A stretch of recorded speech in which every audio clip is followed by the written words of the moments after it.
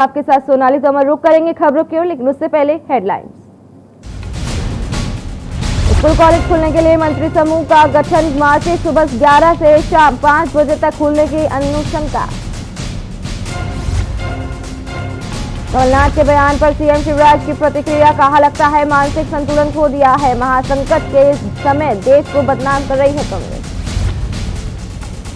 CM कोविड-19 अनुकंपा नियुक्ति योजना लागू, नौकरी पाने वाले को परिवार का भरण पोषण करने के लिए शपथ पत्र देना होगा। 1 मार्च से 30 जून तक लागू हो रहेगा योजना। नई पेंशन योजना से कर्मचारी को राहत, 4 लाख कर्मचारी के सीपीएफ में 4% ज्यादा राशि जमा होगी।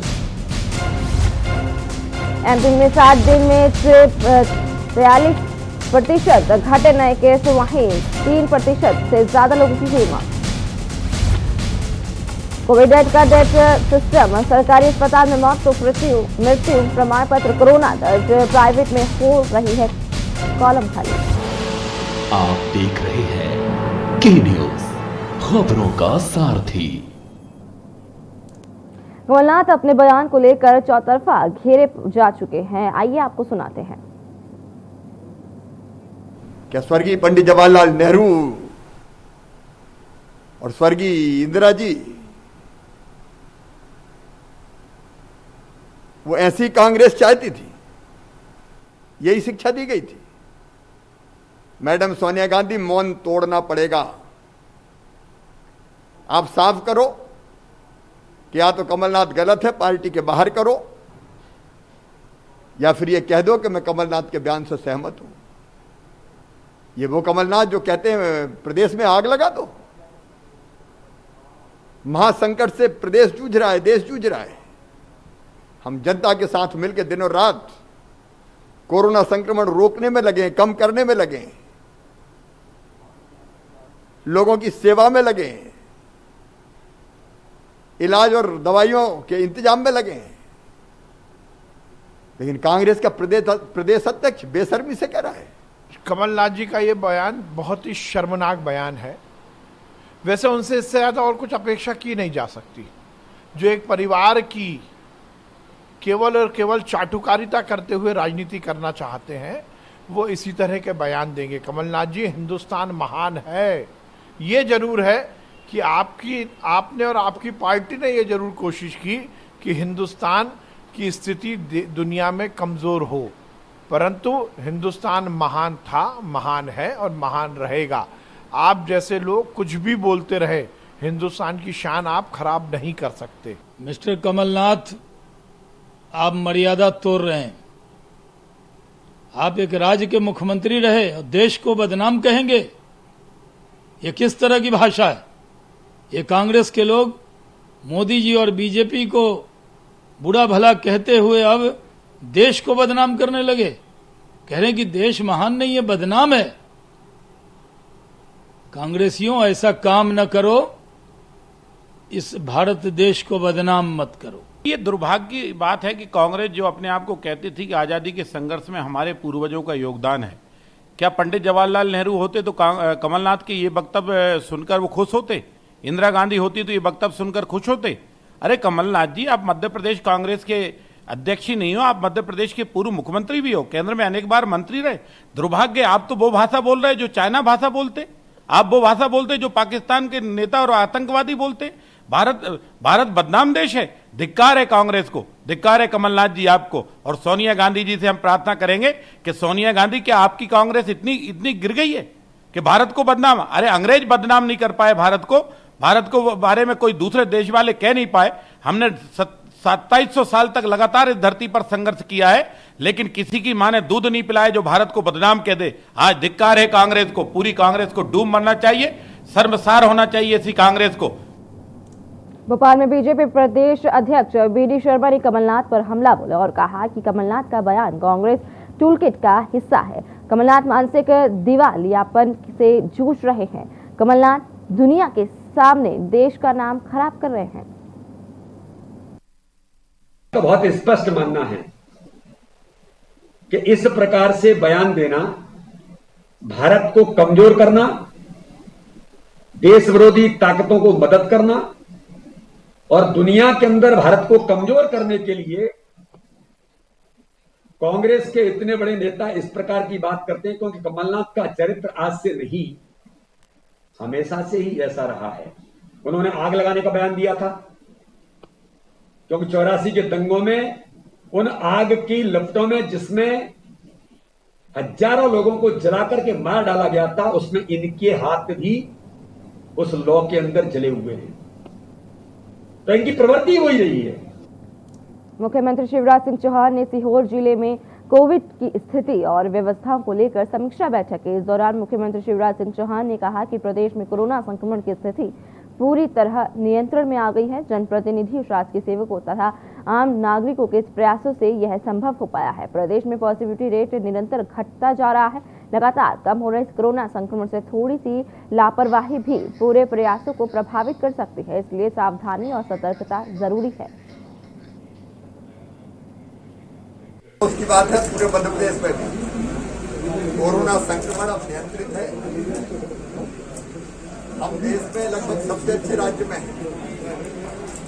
कल जो टेस्ट हुए पॉजिटिव केस केवल 1800 के आसपास आए हैं। स्वस्थ होकर जाने वालों की संख्या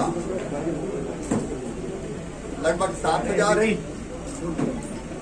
रिकवरी रेट बढ़ के मध्य प्रदेश का 94.5% हो गया, मतलब 100 में से 94.5% लोग स्वस्थ होकर जा चुके हैं। तेजी से लोग स्वस्थ होकर अब घर जा रहे हैं और पॉजिटिविटी रेट मध्य प्रदेश का 2.5% के आसपास रह गया है। पूर्व मुख्यमंत्री कमलनाथ शुक्रवार निर्धारित कार्यक्रम अनुसार मुंगेर पहुंचे। हेलीपैड में कार्यकर्ताओं से मिलने के बाद सीधे मेहर मंदिर की ड्योढ़ी पर पहुंचे। क्योंकि कोरोना प्रोटोकॉल के कारण मेहर मंदिर बंद था, उन्होंने नीचे गेट पर ही पुरोहितों की मौजूदगी में पूजा अर्चना की, जिसके बाद पूर्व सीएम कमलनाथ ने कोविड से हुई मौतों पर एक बार फिर शिवराज सरकार को घेर लिया। उन्होंने कहा कि प्रदेश में 1.5 लाख लाशें शमशान पहुंची है, इनमें से 80% शवों का अंतिम संस्कार कोविड प्रोटोकॉल से किया गया है। जनता को दिखाई देने वाले सरकारी आंकड़े झूठे हैं। उन्होंने कहा कि प्रदेश में इन दिनों कोविड माफिया चल रहा है। अस्पतालों में बेड से लेकर दवाओं में कई गुना पैसा वसूला जा रहा है।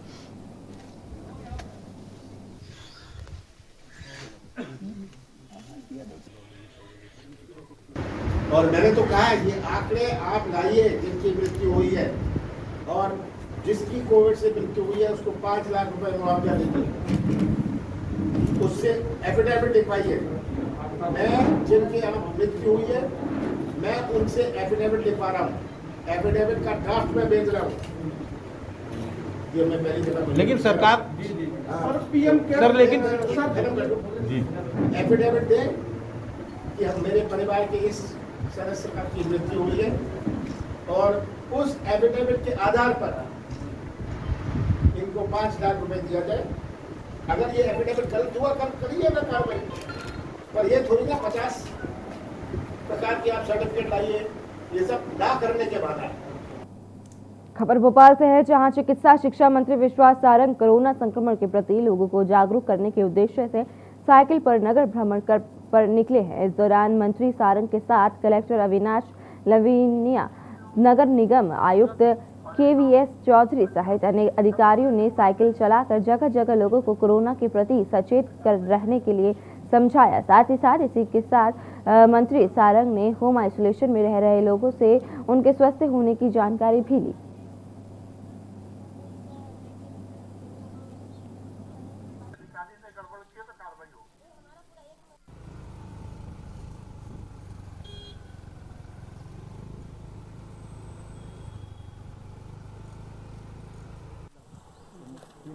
आपका क्या नाम है?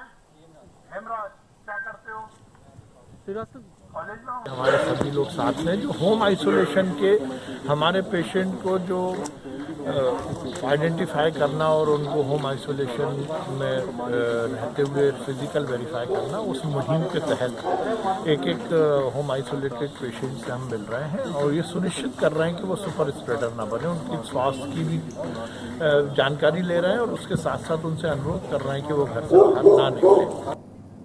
खबर कटनी से है, जहां कोरोना काल में एम्बुलेंस की महत्ता को देखते हुए कटनी जिले के विजय रावगढ़ विधायक ने जिला कलेक्टर प्रियंका मिश्रा को 2 एम्बुलेंस सौंपी है। आपको बता दें कि विजय राघवगढ़ विधायक संजय पाठक के पुत्र यश पाठक ने कटनी पहुंचकर दोनों एम्बुलेंस को कलेक्टर को सौंप दिया है, जिसके बाद कलेक्टर ने पूजा कर एम्बुलेंस को जिला प्रशासन के बेड में शामिल किया है। जैसा आप सभी लोगों को पता है कि हमारे ज़िले में जैसे सभी ज़िलों में है, कोविड को दृष्टिगत रखते हुए जो संसाधन हैं, चाहे अस्पताल में बेड हो, कोविड केयर सेंटर हो, एम्बुलेंस हो, सभी सेवाओं में निरंतर वृद्धि की जा रही है। इसी तारतम्य में ये महसूस किया गया कि हमें अब कोविड की लड़ाई में जो हमारे ग्रामीण क्षेत्र के अस्पताल हैं, वहाँ पे संसाधनों को बहुत तेज़ी से बढ़ाना पड़ेगा। खासकर एम्बुलेंस जैसे संसाधन, क्योंकि भविष्य में चाहे कोविड हो चाहे अन्य जो हमारी बीमारियां होती हैं, तत्काल में जब लोगों को शिफ्ट करने की ज़रूरत पड़ती है, गांव से ले आके उनको पीएचसी और सीएचसी में लाना, या जब उनको रेफ़र किया जाता है कटनी या कभी कभी जबलपुर, तो तत्काल पे एक सर्व सुविधा युक्त एम्बुलेंस का होना ज़रूरी होता है। अपन जैसा सबने देखा कि इंडिया को जिस तरीके से कोविड की सेकेंड वेव ने हिट किया, तो कितनी ज़्यादा लोगों को दिक्कतें और परेशानियां झेलनी पड़ी ऑक्सीजन को लेकर, वेंटिलेटर्स को लेकर, और ख़ास तौर पे ग्रामीण क्षेत्रों में जैसे विजरावगढ़ क्षेत्र है हमारा, वहाँ पर भी कभी ऐसी एम्बुलेंस, इतनी मल्टी स्पेशलिटी वाली एम्बुलेंस जिसमें सब कुछ अवेलेबल है नहीं था, और यही सोच के डैड ने ये दोनों एम्बुलेंस को गिफ्ट किया है। कोरोना की दूसरी लहर के कारण पूरे देश में हाहाकार मचा हुआ है। ऐसे में प्रशासन को भी व्यवस्था बनाने में अच्छी खासी मशक्कत करनी पड़ रही है। वहीं लॉकडाउन का पालन कराने के लिए पुलिस के द्वारा नए नए प्रयोग किए जा रहे हैं, जिसको लेकर पुलिस प्रशासन ने कभी लोगों से डांस कराया तो कभी रोड पर पाठशाला लगाई, और आज नैनपुर पुलिस ने बेवजह घूमने वालों से डंडा सीधा करवाया।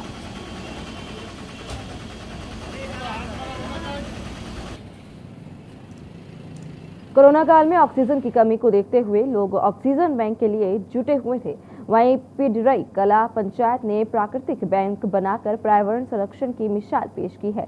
इस प्राकृतिक ऑक्सीजन बैंक को बनाने में जनपद के अधिकारी, कर्मचारी और पंचायत के सरपंच की सोच के साथ मनरेगा योजना वरदान साबित हुई है। अब बंजर पहाड़ों में हरियाली झिलमिलाने लगी है, साथ ही साथ नीम धाम का नाम भी दे दिया गया है।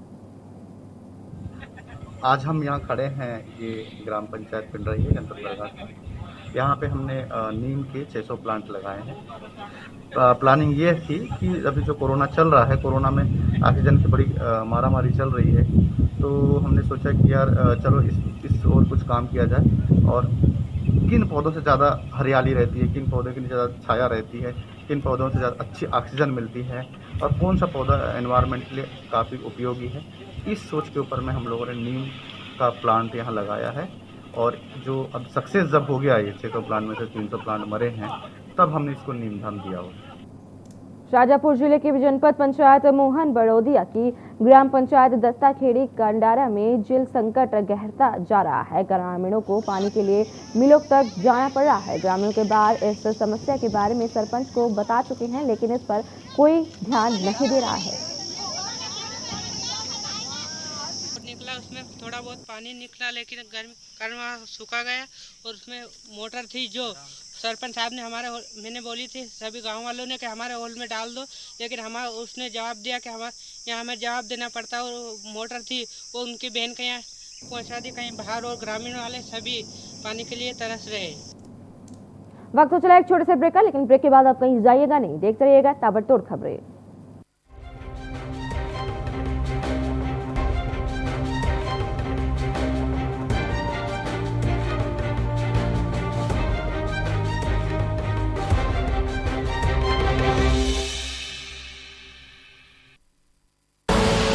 आप देख रहे हैं के न्यूज, खबरों का सारथी।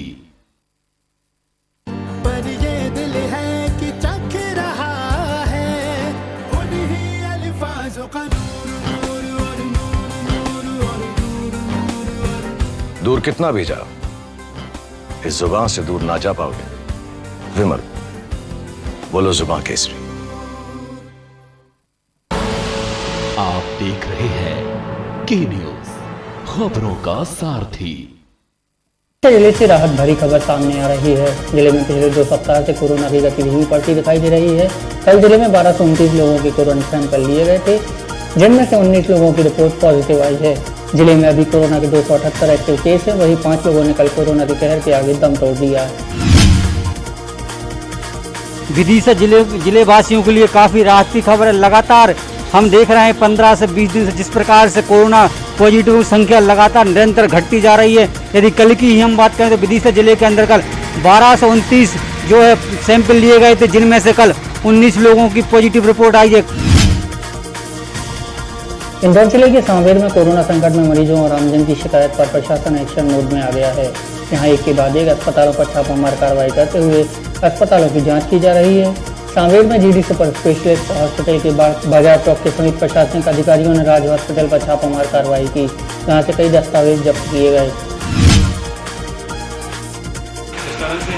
बार आ रही थी, तो अभी आके चेक करा तो पेशेंट यहाँ पे अभी भर्ती है। बता रहे हैं कि कोविड के नहीं है, बट उनको सैचुरेशन उनका डाउन आ रहा है। और भी चीज़ें हमने देखी, दस्तावेज भी अभी हमने यहाँ पे जब्त करे हैं। दस्तावेज जब्त करके पेशेंट को शेड्यूल करें, नॉर्मली अच्छी जगह पे शिफ्ट कराइए। कोरोना की धीमी बढ़ती रफ्तार को देखते हुए प्रदेश में अनलॉक की तैयारी की जा रही है, जिसको लेकर इंदौर के कलेक्टर ऑफिस में इंदौर को अनलॉक करने के लिए ऑनलाइन बैठक की गई। बैठक में इंदौर विधायक रमेश मेंदोला, पर्यटन मंत्री उषा ठाकुर, कलेक्टर सहित अन्य अधिकारी और जनप्रतिनिधि मौजूद रहे। बैठक के दौरान इंदौर को 1 जून से अनलॉक करने को लेकर रणनीति बनाई गई। हम लोगों ने नियम नहीं बनाया था और इसको हमने राज्य शासन को भेजा था। संभवतः आज मंत्री सीएम साहब अभी घोषणा करने वाले हैं टीकाकरण के संबंध में, उसमें ऐसी घोषणा अगर हो जाती है। शाजापुर में एडीएम द्वारा युवक को मारे जाने को लेकर पूर्व मंत्री सज्जन सिंह वर्मा का बयान सामने आया है। सज्जन सिंह वर्मा ने मुख्यमंत्री शिवराज सिंह चौहान पर निशाना साधते हुए कहा कि पूरे प्रदेश में आपके अधिकारियों ने अराजकता फैला रखी है, कोई भी अधिकारी आपकी बात मानने को तैयार नहीं है। इसी के चलते उन्होंने कहा कि प्रदेश के अलग अलग इलाकों से अधिकारियों द्वारा मार पिटाई की खबर आ रही है। माननीय शिवराज सिंह जी चौहान साहब, इस प्रदेश के मुख्यमंत्री हो आप, इस प्रदेश का कोई आईपीएस अधिकारी, कोई प्रशासनिक अधिकारी कोई आपके सुनने को तैयार नहीं। जिस ढंग से अराजकता मचा रखी है पूरे प्रदेश में आपके अधिकारियों ने, कहीं सागर में महिला के साथ मारपीट हो रही है, कहीं शाजापुर में दुकानदार, एक इज्जतदार दुकानदार, उसे आपकी एडीएम मार रही है। इंदौर में कोरोना पॉजिटिव पति का इलाज करवा रही एक महिला पटवारी की बुधवार को अस्पताल की 3री मंजिल से गिरने से मौत हो गई। यह हादसा है आत्महत्या, पुलिस इसकी जांच में जुटी है। घटना की कुछ देर बाद इलाजरत पति की भी मौत हो गई। शहर में यह तीसरा मामला है जब कोरोना पॉजिटिव पति के लिए पत्नी ने जान दी हो। उनके पति यहाँ पर भर्ती थे, कोविड से पिछले 1 महीने से इलाज चल रहा था उनका। आज अस्पताल से तहरीर प्राप्त हुई थी दिन में कि सीढ़ी से खाल में कोई महिला गिर गई है, जहाँ बयान लेने के लिए आए थे, पर वो बयान देने की स्थिति में नहीं थी। 7 बजे के लगभग सूचना प्राप्त हुई कि वो जो महिला गिरने से उनकी डेथ हो गई है। सतना जिले में लगातार बढ़ रहे संक्रमण को देखते हुए दुकानदार और आमजन अनदेखी कर रहे हैं, जिस पर प्रशासन सख्ती दिखा रहा है। जिला प्रशासन आज अमरपाटन पहुंचा, जहां कलेक्टर अजय कटेसरिया, एसपी धर्मवीर सिंह अमरपाटन चौराहे पर औचक निरीक्षण करने पहुंचे, जहां उन्होंने दुकानों को सील करते हुए चालानी कार्रवाई की। अभी ऐसा समय नहीं है कि हम लापरवाह होके घूमने लगे या मास्क का उपयोग कम कर दें। इसके लिए मैं और एसपी साहब अब सभी कस्बों में एक एक करके जा रहे हैं। हमको कड़ाई बनाई रखनी पड़ेगी, क्योंकि थोड़ी सी भी असावधानी बहुत बड़ी दुर्घटना और हम सभी के लिए बहुत बड़ी परेशानी हो सकती है। कोरोना कर्फ्यू में भी शहर में जुआ जारी है। दतिया कोतवाली टीआई धर्मेंद्र सिंह भदौरिया ने शहर में 2 जगह हार जीत का दाव लगा रहे 2 दर्जन से अधिक जुआरियों को पुलिस बल के साथ दबिश देकर पकड़ा है। आज शाम हुई इस कार्रवाई में पुलिस ने कुल 25 जुआरी पकड़े हैं, जहां वहां दबिश दी गई तो 10 लोग पकड़े गए, इनसे 42,940 रुपए जब्त किए गए। की खिड़की पर एक जुआ हुआ है, तो उसकी तस्दीक की। तस्दीक करने के बाद मैं अपना फोर्स लेके मैं गया, तो वहाँ देखा तो जुआ चल रहा था। तस्दीक दबिश दी तो 42,940 रुपये और 10 लोग मिले जुआ खेलते हुए। बैतूल में पूर्व जनपद अध्यक्ष के बेटे की हत्या कर दी गई। आरोपियों ने घर में घुसकर कुल्हाड़ी से गर्दन काट डाली। सूत्रों के मुताबिक मृतक घर में अकेला सोया था। मृतक का नाम नरेंद्र गोरिया बताया जा रहा है। पुलिस ने आरोपी को हिरासत में ले लिया है। आपसी रंजिश के चलते हत्या की गई थी। चंदेरी में अज्ञात कारणों के चलते एक युवक ने फांसी लगा ली। युवक ने अपने ही कमरे में साड़ी से फांसी लगाई। इसकी सूचना परिजनों ने रात को पुलिस को दी है। मौके पर पहुंची चंदेरी पुलिस ने शव के लिए उतारकर सिविल अस्पताल चंदेरी भेजा। वहीं पुलिस ने मर्ग कायम कर जांच शुरू कर दी है। सत्यम बबेले नाम का 20 साल का लड़का है जी, जिसके फांसी पे टंगी हुई बॉडी रात में 9 बजे घर वालों ने देखी थी और उसको उतार के अस्पताल ले आए थे। दतिया कलेक्टर संजय कुमार आज भांडेर क्षेत्र के खरीद केंद्रों पर पहुंचे और उपार्जन में किसानों को हो रही समस्याओं के बारे में सुना। एक सामान्य व्यक्ति की तरह खरीदी केंद्र पर रखे गेहूं के बोरों पर बैठकर किसानों की समस्याएं सुनी एवं उनको हो रही परेशानी के त्वरित निदान हेतु समिति प्रबंधकों को निर्देशित किया। अब उपार्जन इस बार का जो रबी सीजन का जो उपार्जन है उसका अंतिम 3 दिन है, तो कई जगहों पे किसानों को पिछले बारिश के समय दिक्कत हुई और उसके बाद उस समय बारदानों के अभाव में भी दिक्कत हुई थी। तो अभी काफ़ी जगहों पे किसान रुके पड़े थे, विभिन्न प्रकार की शिकायतें आ रही थी। तो हम भांडेर क्षेत्र के काफ़ी केंद्रों पे जाकर के एक बार जाने से आइडिया हो जाता है। राजधानी भोपाल के सबसे पुराने और बड़े मदरसा मस्जिद तर्जुमा वाली के संस्थापक संचालक मुफ्ती अब्दुल रज्जाक का बुधवार की रात निधन हो गया। लंबे समय से बीमार चल रहे मुफ्ती रज्जाक के निधन की खबर से शहर में शोक की लहर छा गई। गौरतलब है कि मुफ्ती रज्जाक साहब जमीयत उलमा के राष्ट्रीय उपाध्यक्ष भी थे। महाराजपुर विधायक नीरज विनोद दीक्षित ने हरपालपुर क्षेत्र में बिजली पानी की समस्या को लेकर नाराजगी जताते हुए कलेक्टर और अनुविभागीय अधिकारी को पत्र लिखकर चेतावनी दी है। पत्र लिखने के बाद एक्शन में आए सीएम अलंकार पाठक ने क्षेत्र के जनप्रतिनिधि के साथ बैठक की और फिर क्षेत्र की 10 जगहों को बोर्ड के लिए अधिकृत किया। आज मेरे पत्र लिखने के बाद हरपालपुर सीएमओ हरपालपुर पहुंचते हैं, वार्डों में खुद स्वयं घूमते हैं। वहाँ 1 साल से प्रशासनिक अधिकारियों का चार्ज है। आज तक क्या उनने हरपालपुर की कुलियाँ घूमी? क्या उनने वहाँ देखा कहाँ पानी की व्यवस्था है या नहीं है? डिंडोरी जिले के जुगदई गांव के झापटोला में ग्राम पंचायत द्वारा स्टॉप डैम का निर्माण कार्य शुरू किया गया था, लेकिन कार्य अभी तक पूरा नहीं हो पाया है, जिसकी वजह से स्टॉप डैम का उपयोग ग्रामीण नहीं कर पा रहे हैं। नहीं, स्टॉप डैम अधूरा होने के कारण यहाँ पानी का रुकाव भी नहीं हो रहा है। इंदौर शहर में चोरी की घटनाएं रुकने का नाम नहीं ले रही हैं। ऐसा ही एक मामला इंदौर के पलासिया थाना क्षेत्र से सामने आया है, जहां रमेंद्र नगर में चोरों ने दूरदर्शन केंद्र के असिस्टेंट इंजीनियर के यहाँ लाखों रुपये बढ़ा साफ कर दिया। मौके पर पहुंचे पुलिस के आला अधिकारियों ने मौके का मुआयना किया और चोर को जल्द से जल्द पकड़ने का आश्वासन दिया।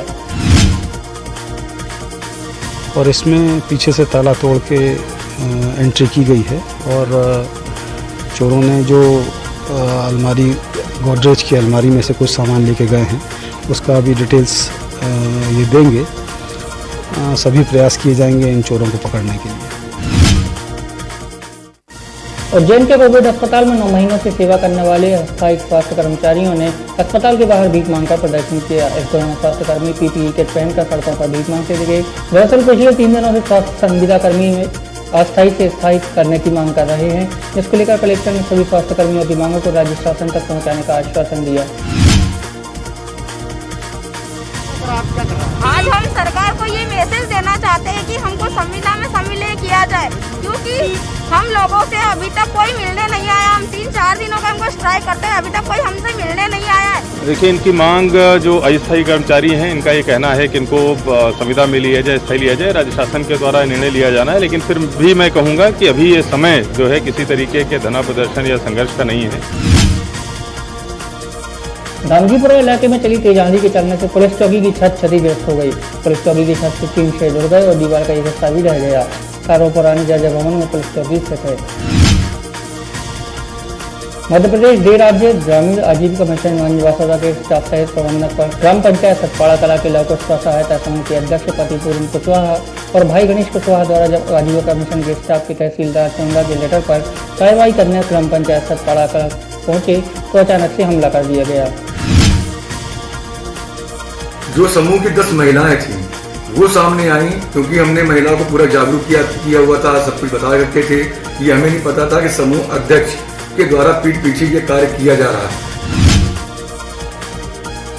कोरोना के मामलों को रोकने के लिए पूरे प्रदेश में कोरोना कर्फ्यू लगाया गया है। ऐसे में गरीब वर्ग के लोगों को 2 वक्त की रोटी के लिए कई परेशानियों का सामना करना पड़ रहा है। मामले की गंभीरता को समझते हुए इंदौर सांसद शंकर लालवानी ने गरीब वर्ग के लोगों की परेशानी को दूर करने के लिए लोगों को राशन सामग्री का वितरण किया।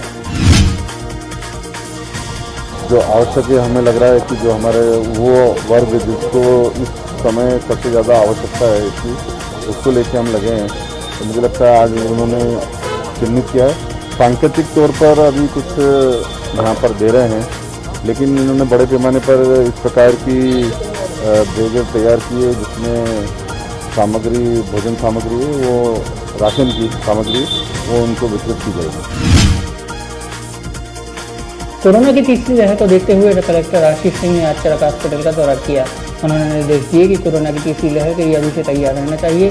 कलेक्टर ने कहा कि अभी से तैयारी करके चरक अस्पताल में बच्चों के लिए संचालित 15 PICU बेड, 60 ऑक्सीजन बेड, आवश्यकता पड़ने पर कोविड हेतु बच्चों के लिए आरक्षित करने और 60 नए ऑक्सीजन बेड लगाने के निर्देश दिए। इसके लिए हम लोग 60 नए ICU बेड्स